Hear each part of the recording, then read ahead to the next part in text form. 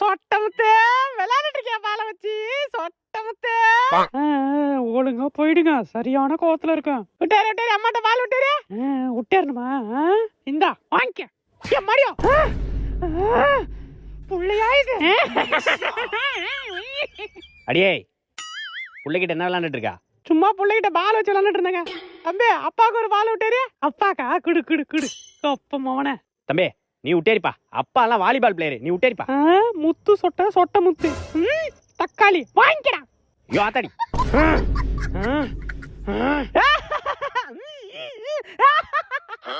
என்னங்க சேம் பிஞ்ச அடி பாவி.